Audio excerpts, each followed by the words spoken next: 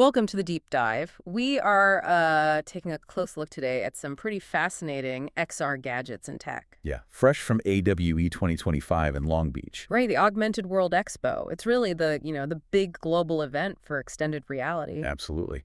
And we're digging into an article here that highlights some favorite demos and prototypes the author saw from big names and some newer startups too. So our mission here is really to unpack the most important bits, the key insights from this report, Kind of a shortcut for you to understand where XR might actually be heading. based on what was really there on the show floor. Definitely. AWE is always packed. 3 solid days. And the report did mention the big headlines. Like Qualcomm's new AR chip, the one with on-device AI. That's the one. And Snap talking about lightweight AR specs maybe coming in 2026. Oh, right. And X-Rail shared more details on their Android XR glasses, too. Yeah, those were the big announcements. But like you said, this deep dive, we're going beyond that. We want to focus on the specific hands-on demos that this particular author found, well, most compelling. Exactly. Those moments where you see something and think, okay, this feels different, or wow, that actually works. We can kind of frame it by looking at a few different areas they highlighted. Right. Things like novel display tech, some unique applications, really high-end hardware, New ways to interact with it all. and just pushing the boundaries of the immersive experience itself. Okay, let's jump into this first one then. It sounds like a really different take on a core XR problem. It's about eye tracking, but doing it without cameras. From a company called Copen. Copen, okay.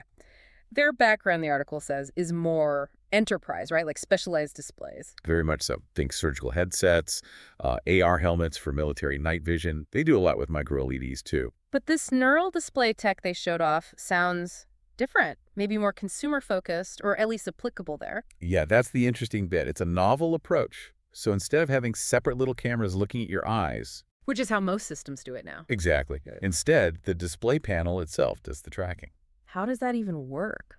Well, it uses the normal RGB pixels, but mixes in special image sensing pixels right there on the same panel, plus some pretty advanced signal processing. Wow, okay. So how did they demo this? What did the author actually see? They saw an engineer wearing it, and someone shone a flashlight, like right in his eye. Okay. And the display instantly detected the pupil dilating from the light. And it adjusted the brightness and contrast right there on the screen immediately to stop it being uncomfortable. Whoa, that's fast. Yeah. So beyond just reacting to bright lights, what else can it do? Well, that responsiveness is key. You can adjust the content based on where you're looking, dynamically. It can simulate depth. Okay. It can even track your blinking rate, maybe, to tell if you're getting tired. Ah, interesting. And, this is a big one, it enables foveated rendering. Right, making just the spot you're looking at super sharp to save power. Exactly. But it does it without needing the main chip, the system-on chip, to do all the heavy lifting for the calculation. The display handles more of it. So the applications seem pretty broad then. Comfort, yes, but maybe guiding your gaze in military use? Or highlighting things in games? For sure. Now, it is still a prototype. The report was clear. It needs silicon improvements, better color, better sensitivity. So the ambition here sounds pretty huge. The CEO apparently thinks they've proved the concept. Yeah, and they expect big names, Meta, Apple, maybe even defense companies like Anduril might want to license the patent. To ditch those bulky eye-tracking cameras. Right, get rid of the bulk, the power grain. Yeah. So this really points to, potentially, is a big shift. A fundamental change in how XR devices understand your gaze. Exactly. If you could bake eye tracking into the display itself, well, that could lead to much lighter, much sleeker, more power-efficient glasses down the road. It changes the whole device architecture. Okay, shifting gears a bit. From that core tech to something more personal experience-based in the article, there was a tease about Vicher's next-gen glasses. Ah, yes, Vicher. They're already pretty focused on XR glasses specifically for gaming, like their current Pro XR model. Right, and the author got a sneak peek at their next generation at AWE. But under embargo, so they couldn't spill all the beans. Just a tease. They did mention some details, though, apparently from a Tom's Guide report. Yeah, that these new glasses will use Sony's latest micro-OLED panels, which should mean sharper, brighter, wider field of view than the current 46 degrees. Wider fovea is always good. And that there'll be multiple versions, including one with full 6 DOF, 6 degrees of freedom tracking. Okay, but here's the really interesting part for me. The author's personal reaction, they said, seeing these changed my perspective on XR glasses. Yeah, made them desperately want them for their Nintendo Switch 2 and Steam Deck. That's quite a statement. It is. They described playing Street Fighter on a Switch 2 using Vitur's Pro mobile dock. Right, that accessory that connects to the console, streams the video, and charges it. And the reason it hit so hard, it seems, wasn't just the specs, it was the feel of it. The enhanced hardware fidelity compared to older stuff they'd tried. It finally sold them on that idea of having a, quote, TV-sized screen for your handheld gaming, even just, chilling in bed. It really shows how just experiencing that generational leap in hardware quality can flip a switch for someone. Definitely. The author's advice was basically, watch out soon for Vitur's upcoming lineup. So what's fascinating here is how a really good demo with genuinely better hardware can make a use case click for someone who was maybe skeptical before. It makes you wonder, could this be the point where dedicated gaming glasses become a real thing for handheld players? It could be. Moving from that personal hardware experience, let's look at a more system-level thing, understanding the real world. Niantic Spatial. Ah, Niantic. Pokemon Go fame, right. Mapping the world. Exactly. But now they're aiming for much higher precision. Using GPS, yes, but combined with gaze tracking.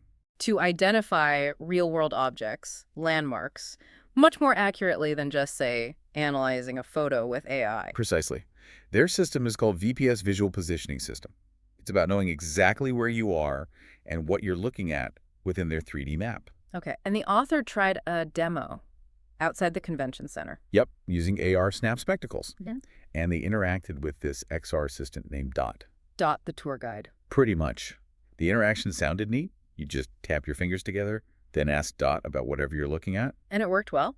The example sounded good, like looking at mosaic artwork, asking about it, and Dot gave the description, the artist, info on the city initiative. Even offered more details. Or looking at a building and finding out its history as a comedy club. That's pretty cool. So the bigger idea is like an educational AR layer for the world. Kind of like AR Google Maps, but way more precise. And they stressed it's hardware independent. So it could work on Android XR glasses, Meta stuff, whatever comes along. Right. Offering centimeter-level geolocation. They apparently have 1.5 million locations mapped already. That's quite a base. And they mentioned a private VPS for businesses. Yeah, I think museums, theme parks. Yeah. Disneyland was mentioned as a potential fit. Creating really detailed location-aware AR inside specific places. Okay, but it wasn't perfect, right? The article mentioned limitations. Definite important context. It was apparently a bit finicky. Dot sometimes didn't understand or just refused questions. Uh-oh. And the hardware issues came up again. The spectacles battery only lasted about 15 minutes for the demo. Ouch. And the display struggled in the bright sunlight. Which brings us right back around, doesn't it? The software vision is amazing, but the hardware needs to catch up. Battery life, outdoor display, brightness, reliability, all those things need improvement for this kind of AR tour guide to be truly practical day to day. It's that classic gap. Innovative software pushing against current hardware limits. But you can see the potential, right? Yeah. For kids, for curious adults exploring a city, once the glasses are ready, this could be huge. It definitely raises that question. How fast can the hardware evolve to match these ambitious software ideas? Seems like the vision often outpaces the devices. True. Okay, let's shift to the really high-end stuff now. Bleeding-edge displays and hardware. Sony and Samsung had some things to show. Stuff that's probably not for your average consumer just yet. Not yet. Sony had their XYN headset, described as premium, comparable maybe to Samsung's Project Muhan prototype. Powerful internals. Yeah, Snapdragon XR2 plus Gen 2, lots of RAM.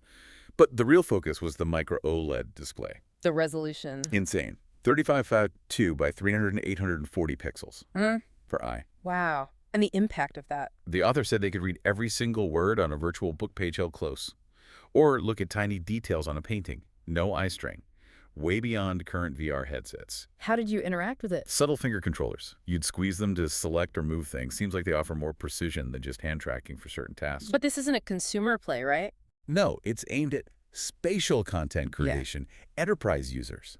People doing CAD work, that sort of thing. Willing to pay nearly $5,000 for it. Still, it's a promising sign of where things are going. Higher immersion, higher fidelity. Absolutely. And the author liked the flip-up display design, too. Practical for productivity, switching between real and virtual views. And Samsung. They were showing displays, too. Yeah, their latest OLEDoS displays. OLED on silicon. What were the specs there? Two main ones mentioned. A 1.4-inch RGB panel hitting 5,000 ppi, pixels per inch. 5,000. And a slightly smaller 1.3-inch one at 4,200 ppi, but incredibly bright 20,000 nits. Just for context, how does that compare? Well, Apple Vision Pro is around 3,400 ppi. Samsung's own Muhan prototype was maybe 3,800. So these are significantly denser. And that brightness is way up there. And the visual quality. The author said it was exceptional. Color, detail, brightness just blew current VR displays away. Said their phone camera couldn't even capture how good it looked. So what this really shows is there's kind of an XR display arms race happening. Totally. Between Samsung, Sony, probably others, pushing visual fidelity hard, which is fundamental, right? For making XR convincing and useful. Reading text clearly, seeing realistic detail. Yeah. The density matters. Okay, let's change tack again. Away from seeing, towards controlling. How will we interact with these future devices? Right. The article highlighted Android XR getting smart ring controls. Specifically, a demo with a ring from a company called Keyware. A smart ring as a controller. Yeah, basically as a reference design for gesture controls for glasses and other XR stuff. Where was this demo? At the Qualcomm booth. They showed the Keyware ring connected to Ray Neo X3 Pro glasses. And how did it feel? Was it any good? Surprisingly, yes, according to the author. They found the interaction pretty accurate, pretty intuitive, controlling the glasses UI with finger movements, hand rotations. What kind of features did the ring have? It had an IMU, an inertial measurement unit, so it could tell the difference between different kinds of pinches, like pinching away from you versus towards you, triggering different actions. It even had a PPG sensor for heart rate and could apparently show basic health data on the glasses. Huh. You could virtually reach out and tap things in your view. There was a tiny touchpad on the ring for selecting or scrolling. Accurate enough for gaming. Apparently so. Yeah. They demoed it with Fruit Ninja and said it worked well. And this isn't just some random experiment, right? Qualcomm made an announcement. Exactly. Qualcomm officially said Android XR will support smart ring controls natively. Which immediately makes you wonder, Samsung's upcoming Galaxy Ring. Could it be designed with exactly this in mind? To pair with their own future headsets or glasses? Seems plausible. The author admitted being skeptical about rings as controllers before. But the Keyware demo changed their mind on the accuracy. So the bigger picture here. Yeah. As XR devices shrink, maybe become glasses we wear all day. The control method needs to be discreet, convenient. A ring is always there, on your finger, and if it's precise enough. It could be a really natural way to interact without pulling out a controller. Definitely something to watch. Okay, finally, let's talk about the experiences themselves. Pushing immersion, haptics, even physical simulation. Like B-haptics, with the vests and gloves. Yeah, they add haptic feedback to a ton of Quest games already, over 100. The author tried the full setup for the first time. Yeah, first time trying it at AWE 2025, though they'd seen it before. The demo involved repairing a spaceship. Okay. And also petting a virtual cat that purred. A purring cat. Did the haptics work for that? Apparently so. The author found it a bit ticklish overall, but was really impressed by how much it helped them, sink into the experience. Boosted the immersion factor. But it's expensive, right? Very. The full setup costs more than a Quest 3 headset itself. And maybe not ideal for everything, like intense shooters. Possibly. Feeling every single hit might get distracting. But for pure immersion experiences, the author thought VR power users would really enjoy it. And then there was bungee jumping. Huh, yeah. Anywhere, Bungee VR. It actually won the AWE Best in Show Playground Award. So what was it? You just watch a video? Oh, no. You climb onto this physical contraption, and it literally tips you forward, like head over heels. Whoa. To simulate bungee jumping off the Tokyo skyscraper. They even had wind machines blowing on you for extra terror. That sounds intense. Where would you even use that? Seems perfect for VR arcades or exhibition centers, like sandbox VR locations, high impact, short duration. You could adapt it for other things too, I guess. Skydiving, base jumping. Easily. So the point here is the sheer diversity of ways companies are trying to engage more senses. It's not just seeing and clicking anymore. Right. It's adding touch, physical feedback, even simulating motion, from feeling a virtual cat purr to feeling like you're falling off a building, pushing the boundaries of what immersive really means. So looking back at everything we've covered, it's quite a range. Cameraless eye tracking, super dense displays. Intuitive ring controls, these wild physical simulations. AWE 2025 really showed a dynamic and rapidly evolving XR landscape. These weren't just lab experiments. Many were working demos, products giving us real glimpses of the near future. And these advancements, they're not just niche gadget upgrades. They represent fundamental steps forward. Steps that could genuinely shape how you learn, how you work, play, interact with information and each other. They really hint at a future where XR could be much more capable, much more integrated into our daily lives than what we have today. So, given all this progress we saw, displays, tracking, interaction, immersion, does it make you wonder, are we maybe closer than we think? Closer to that future where the line between the digital and physical worlds really starts to blur in meaningful, everyday ways. Definitely something to think about as this tech keeps racing forward.